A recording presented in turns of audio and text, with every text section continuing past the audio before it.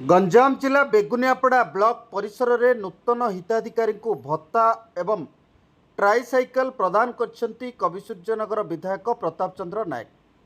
उक्त ब्लॉक रे नूतन हिताधिकारी को मधुबाबू पेंशन योजना रे 337 जन को नूतन भाव भत्ता प्रदान करा जायथिबा बेले 7 जन दिव्यांग हिताधिकारी को ट्राइसाइकल प्रदान करा जायछि।